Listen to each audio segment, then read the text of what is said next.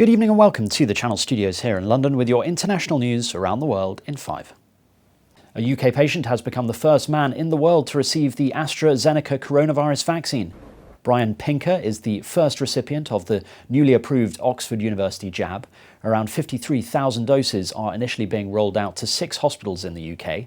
It is the second vaccine to be rolled out in the country after the Pfizer-BioNTech vaccine on December the 8th. The UK has secured 100 million doses of the Oxford AstraZeneca vaccine as part of its contract. So far, around 1 million people in the UK have received the Pfizer and BioNTech vaccine. Meanwhile, the UK Health Secretary has said that the country might enter another national lockdown in order to curb the sharp rise in coronavirus cases. The virus continues to spread. Matt Hancock has hinted that the entire country could be moved up to the highest level of restrictions within 24 hours.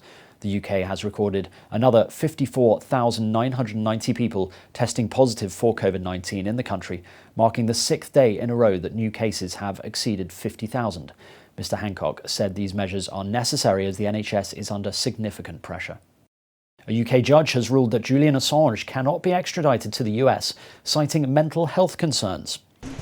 The WikiLeaks founder was indicted in 2019 on 17 counts of violating the Espionage Act and faces up to 175 years in a US jail over the charges. The 49-year-old Australian has been accused of illegally hacking into US government websites and leaking documents containing logs on the wars in Afghanistan and Iraq in 2010. The ruling is considered a major victory for Mr. Assange in the legal battle that has lasted for more than a decade. US authorities are expected to appeal the decision and they will have 15 days to do so. And we will have to fight this fight. Sudan, Egypt and Ethiopia have all agreed to hold more talks this month over the disputed Nile Dam. The 3 countries will hold more talks in a bid to resolve their long-running dispute over the Addis Abeba's huge dam on the Blue Nile. The negotiations have been centred on the filling and operation of the giant dam. Key questions have remained about how much water Ethiopia will release downstream if a multi-year drought occurs. Egypt fears that Ethiopia's dam will severely cut its water share, while Sudan hopes the dam will help reduce flooding, but it has also warned that millions of lives are at great risk if no agreement is reached. Iran has told the United Nations nuclear watchdog that it plans to breach the 2015 nuclear deal. The country has resumed enriching uranium up to 20% purity at its Fordow plant, a level it achieved before the 2015 accord. The deal's main goal has been to extend the time Iran would need to produce enough fissile material for a nuclear bomb. The move has come in response to the killing of the country's top nuclear scientist, which Tehran blamed on Israel. And finally, one sector has been boosted by the coronavirus pandemic: cosmetic surgery in South Korea.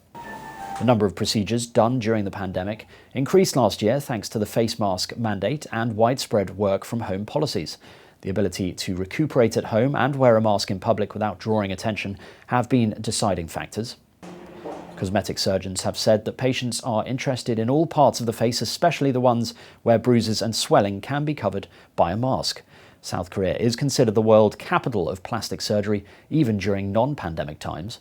The industry, which has seen a year-on-year 9.2% increase, is estimated to be worth around $10.3 billion. And that's your international news around the world in 5. Now back to the Channel Studios in Lagos.